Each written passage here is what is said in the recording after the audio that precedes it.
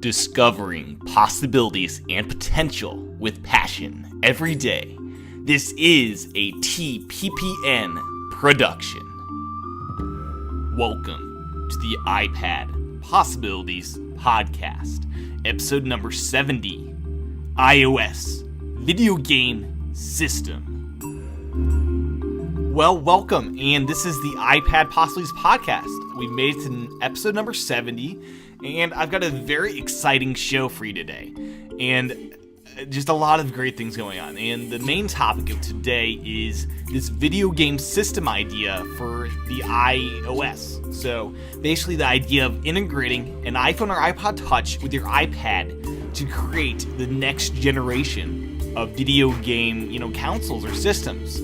So that's the main topic for today. But before we get to that, I'd like to discuss some different news items and things that relate back to some older shows. So let's get into that right now. And the first bit of news or updates is the in-case convertible book jacket. Now, I've talked about this in the past, and you can check out my full review, 20 episodes before here. But the in-case convertible book jacket is my iPad case that I use at the house. It's not my travel case, but it's the one I use at home because it's the best one I've found for just propping up your iPad to watch videos on, or to have at your desk to just have at landscape mode. It's the best for that. It's one of the best at-home cases I've found.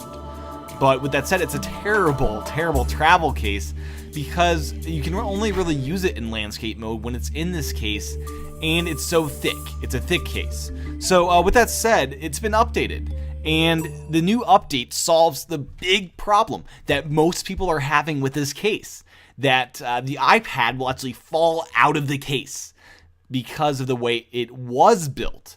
So they've recently updated the design, and if you go to an Apple store now, most of them have replaced them with these new designs. And what they've done is they've made it, first off, a little bit thinner from when I was looking at the two, a little bit thinner from the old one, so that's a plus. And they've also fixed the major problem. The problem that I was having is the iPad would just constantly fall out of this case. You'd have to just constantly prop it up again and again. And it was a great thing because it made it easy to get in and out, but it was not a good thing as far as you get to be messing with it all the time. So now they've added this new feature here where there's Velcro that straps in at the bottom where the iPad used to fall out, and it's just this little wraparound, and it just goes right over your iPad, and it Velcros on. So now you have all the great features of the original case, but it stays in place now. You can actually use it as it was originally intended for. So you can watch it at any angle possible, and this time it won't fall out. Before, it was kind of all hypothetical that this could work, but it never really worked well until this new design fix. So I'm very, very happy with this update. And Apple, I actually bought it from the Apple store originally, and I brought it back to the store, the original case, and asked, could I swap this out with this new one? And they did just that. I showed them my receipt, and they just took out the old packaging, put my old iPad case in there, and they swapped it for me. And that was a great thing that the Apple store is able to do. So if you have purchased your in-case convertible book jacket already, stop by your Apple store if you purchase it from them, and they should be able to swap it out for you with no problems. And it's a wonderful update, and now I can give this case my full recommendation for at-home usage, and my recommendation if you want to use it while traveling in only landscape mode. So it's a great case, and it's now the right time to check it out. It's the in-case convertible book jacket. So very happy with this update that I just got today with the case, and just am loving the case, and it's going to be infinitely more useful as I won't have to readjust it all of the time as I did before. So great case, and it's one of my favorites for at home. So enough on the in-case convertible book jacket. So the next bit of news and updates that I have are regarding some of the stuff we talked about on the Sunday live show. And the first bit is about Flipboard. So Flipboard, as we talked about, we were wondering if it can if websites can deny access to Flipboard. And it turns out it can. Flipboard uses the robots.txt thing that websites use to deny or allow different protocols access to websites, and Flipboard follows that same regulation. So that's a great thing that will help Flipboard not be, attacked by different content makers for whatever reason. Those content makers can just simply choose, I do not want to be a part of Flipboard, and that's something that can be done quite easily. And another thing, the Flipboard servers actually went down during our episode, so that's why it didn't work. Flipboard is well and alive, but the servers were just overloaded. Basically, I talked to George Starcher about how this works, and evidently the Flipboard servers are the ones doing the scanning of the websites and the crawling of the websites, and it's not like RSS where the application itself does that, but Flipboard servers are actually doing a ton of work. It's amazing. I thought that this application itself was able to go out to these different websites and gather information, but no, it's actually some servers doing all of that work. So that's a pretty cool thing, and it's a pretty scary thing as the application can go down like it did the other night because their servers are inactive. Sort of like a we rule problem that many have experienced. So the final wrap-up of the Sunday show is Pizziz. The Pizziz Sleep and Pizziz Energizer, those were taken off the App Store because the developer license lapsed or whatever, but they are now back, and they are free until the end of July. So just on the App Store, go Pizziz, search for that. Pizziz Sleep and Pizziz Energizer are now free until the end of July because of this, and they're normally $10 each, I believe. So grab them now, grab them until August 1st for free. So wanted to let everyone know about that. And with that said, that's the bit of wrap-up I had and bit of news I had. With that said, let's get on to the main topic for the day, and that is iOS video game system. So, the main topic for the day, and this is an exciting one for me. It's one I've thought of for a while. And what really inspired me to do this was the release of Chopper 2.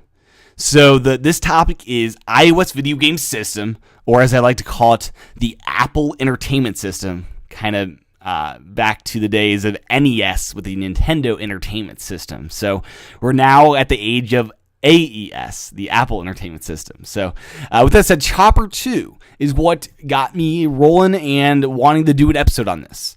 And what Chopper 2 is, it's a universal app. It's on sale now for $3. So you install this app on both your iPad and your iPhone or iPod Touch, and it works over Bluetooth or Wi-Fi. I believe it's Bluetooth though. And the concept here is the game itself, Chopper 2, will play back fine. You can play the game perfectly fine on your iPad or iPhone as a standalone thing without any interaction between the two devices, and it upscales and downscales perfectly and all of those great things. But when you have an iPhone, when you have an iPod Touch, you can use your iPad as the big screen display, and then you can use your iPhone as the controller for Chopper 2.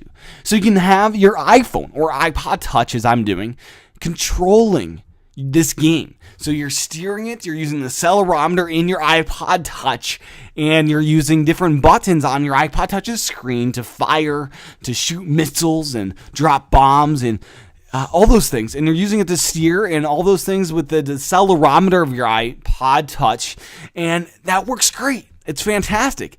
And I'm excited to see where this could go, where the future of iOS video game console, apps could take us. And currently the remote of this updates as you have access to different weaponry, different availability of weapons. So that's a very cool thing, that the remote control itself updates as you play through different levels. And that's a very cool thing to have. And another cool thing is the iPad does not need to be your screen. No, you can hook up that iPad with Chopper 2 to your big screen television set like you do your Xbox, like you do your PS3, so you can utilize that huge screen that you may have down in the basement or whatever. So you can do that. And your iPad has really become the console now, right? You hook up your iPad into your television set, and it's just like an Xbox, just like a PS3, how this is a console now. And your iPhone has become the controller. Your iPhone has become the controller. It's simply amazing where we've come in such a short period of time. The iPad came out in April, and now we have apps that interact with each other, that you now have an iPhone or iPod Touch as the controller to the system, and we're just now at a point where we're seeing this new breed of apps. We've seen Scrabble in the first days of the iPad come out with their Tile Rack app, and that brings this video game console into another realm where it's able to take on board games as well as these more technical, more gamey games, the gamer games or whatever have. So it's a new generation of console gaming where it's both the digital board game as well as these high graphic, high interaction games that we've known with the Xbox and PS3. And I have to say, with Chopper 2, the graphics, the audio is just phenomenal. It's an experience. Once you launch it, the audio, the music, the sound effects, and both the visuals are just phenomenal. It's a great app that I paid for this one. I saw it and grabbed it right there. It's like, I have to have this. I have to try this out because this is what the iPad is all about. This is such a cool concept, and it's beyond the concept. It actually works. It actually is a great experience doing this. I just prop up my iPad on landscape mode and start playing, and it's phenomenal. It's great, and I had to share this with you guys because this is a truly phenomenal application. I gotta stop saying phenomenal, but a truly great way to use the iPad as Apple's video game console. Apple doesn't need to make their own video game console anymore. They've got the iPad and they've got the iPhone. And with this new Apple TV, I think that will be released, I think we'll see stuff like this. We'll see controllers come in the form of your iPhone or iPad, and that's an exciting concept. So that is what I think will be the next big thing for video game, consoles. We'll be using iPads instead of Xboxes, instead of PS3s. And since everyone has an iPhone or iPod Touch, so what that means is you won't need to be searching for controllers. Your controller is in your pocket pretty much at all times. So that's awesome. And I think this will be huge. As different apps are released, I'm going to be excited to share those with you and excited to just share this next, what the iPad can be used for, this next wave of apps. And I think there will be a wave of apps. I think we'll see a whole generation, a whole set of apps that turn your iPad into a video game console. The Apple Entertainment System. So that rounds up the topic for today. And I'll be excited to share more of that kind of stuff when more of that develops. So in the meantime, grab Chopper 2 for $3, and that sale will end pretty soon. So grab it while it's hot, and also grab Haziz while it's free until the end of July. So grab those things, and if you want to leave some feedback, I would greatly appreciate that. You can do that by emailing me at iPadPossibilities@gmail.com and calling into 209-542-iPad. So call in and leave your feedback. It would be greatly appreciated. And if you want to support this show, you can do that by going to tppn.tv and clicking on the membership tab, or subscribing to the iPad Premium page, Premium Podcast. So with that said, you've been listening to the iPad Possibilities Podcast on tppn.tv. This is Tim, and I'll talk to everyone again Sunday night for the live show.